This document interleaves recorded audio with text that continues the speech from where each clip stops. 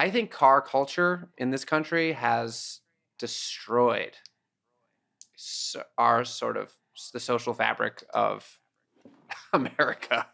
Wow. Yeah.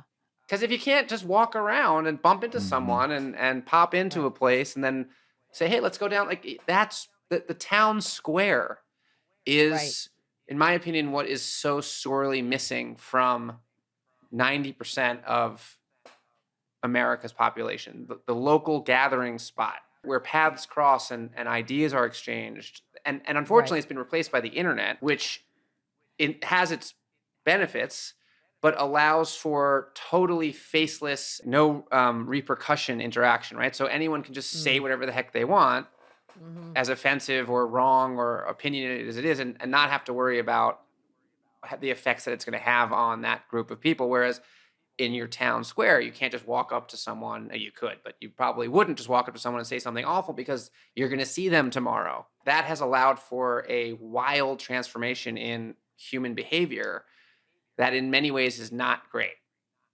Yeah. Um, The lack of accountability right. is Sorry, that's the word. Thank terrifying. you. Yeah. Yeah. No accountability. Going back to New York being a potentially the loneliest place on earth. Here you are, you're successful. They're ordering hundreds of episodes at a chunk.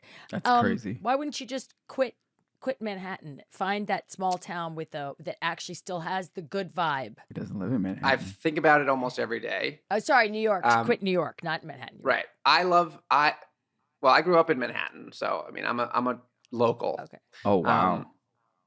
I think why I love New York City is because it does have the town environment. So my town is Williamsburg now, and I Right. make the same walk with my kids to school. I pass the same shops. There's a great little vegan spot on Grand Street called the Garden Carver. And when we were trying to get rid of a piano that had been given to us by our neighbor who was moving out, I offered it to them and I rolled it down the street and now it sits there. And whenever we go by, I bring my kid in and he bangs on it like that. I love that. You know what I mean? Right. Um, Right. so I get that sort of local small town feeling in my neighborhood. And that's what's so fun about New York City is there's so many Yeah. neighborhoods and it's all Yeah. walkable and it's all, people often ask me about the difference having lived in LA, the difference, between New York and LA, which one's better, which I think is a hilarious question because anybody who's lived in New York knows the answer. But Los Angeles, the best sort of analogy I've come up with is that Los Angeles is like a lake, a big, beautiful lake, right? Lovely. Plenty of things you can do. You can water ski, you can swim, you can sit on a dock and lay in the sun, like lots of nice things you can do.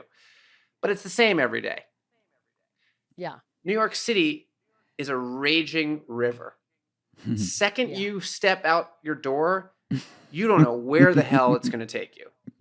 You're going to bump into Right. shit. You're going to wash up on the side. I mean, there's like anything can happen at any given moment. And that's so exciting and so thrilling. And I love that. And that's why I think I still live here because though I love getting out of the city, it calls me back. It's that thrill. It's Right. that it's a drug to sort of bring it back to catfish.